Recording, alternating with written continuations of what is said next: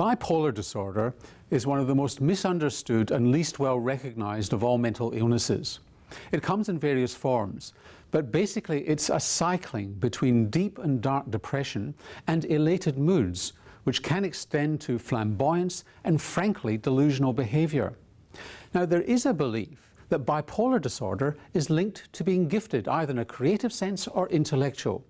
And there have been many examples through history of famous people with bipolar disorder. British comedian Stephen Fry, for instance, has made no secret of it, nor did the late Spike Milligan.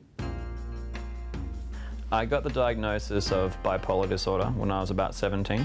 I started getting really anxious. I started worrying about all these things in the world which I shouldn't really need to worry about.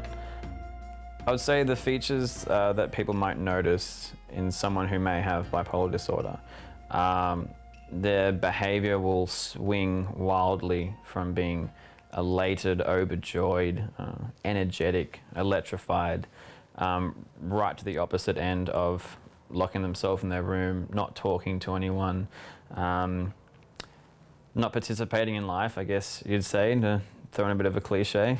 Can you describe a high to me?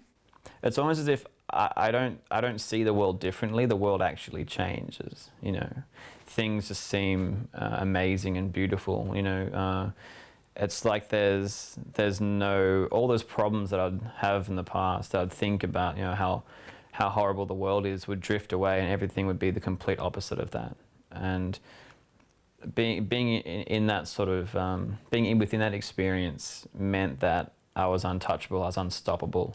Nothing could hold me back. I couldn't fail. If I tried anything, I would succeed. So how does your creativity express itself? My creativity expands into many different fields and has changed over time. I used to do a lot of drawing when I was a kid, some writing. I am really into acting. I went to a couple of drama schools and I loved being on stage. I'd have a huge spike of creativity, which was, you know, amazingly productive, throw everything into some sort of, you know, script or production and have it exactly the way I want it, you know, within a couple hours. And then afterwards realize, shit, I'll just throw it in the bin, you know, or just not be able to continue with it. Getting on medication and kind of realizing, oh, wait a minute, I can't just stay up for 2 days drawing things and writing things. I have to have some sort of, you know, balance in my life now. There was an adjustment period there where it took some getting used to that shifting of gears, I suppose.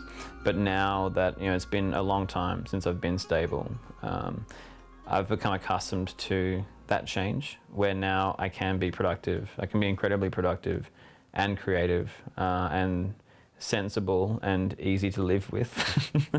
The question is this link between bipolar disorder and being gifted either in a creative sense or intellectual real or not? That's what Dr. James McCabe of the Institute of Psychiatry in London has been investigating. This idea goes right back to the ancient Greeks. Aristotle wrote about the association between giftedness and what he would have called madness, I guess. And there have been many examples of people throughout history who seem to have a kind of instability in their mood and who are also very bright or very creative. So examples would be some of the great composers like Beethoven. I've been very struck during my clinical work as a psychiatrist by how many people I meet who've got bipolar disorder who have apparently very, very high functioning. So often you meet people who are very successful business people, successful artists, musicians and people like that. So I wanted to really test whether that was true at the population level in a really rigorous scientific way. So James McCabe compared the school results of 1 million Swedish high school students with their chances of subsequently being hospitalized for bipolar disorder. What we found was the people who scored the highest in their school grades at age 16 were about 4 times as likely to develop bipolar disorder as an adult as people who had average grades. And when I say with high grades, I mean people who are in the top sort of 2 to 3% of the population. So these are the very outstanding students. These are straight A type students. So these are the ones who are going to get into medicine or law or yeah, the Swedish equivalent of Oxford or Cambridge? Exactly.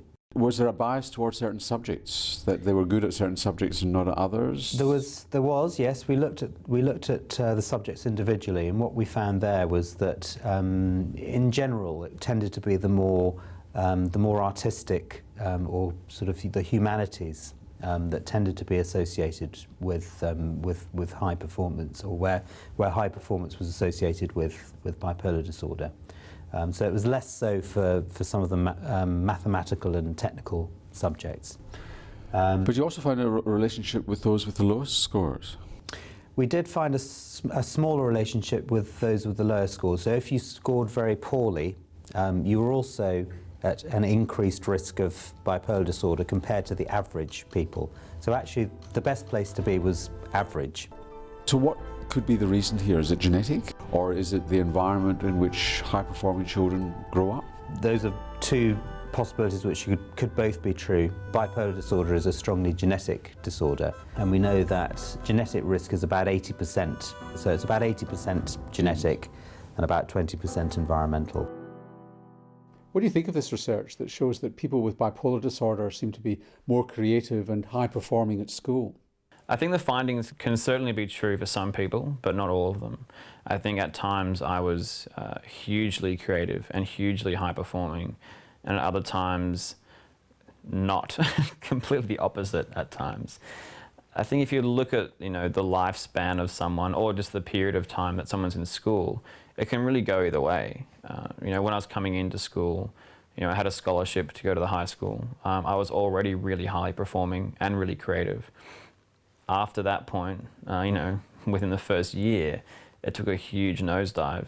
And throughout the rest of my schooling life, I wasn't highly performing and sometimes creative. But now, I'm both.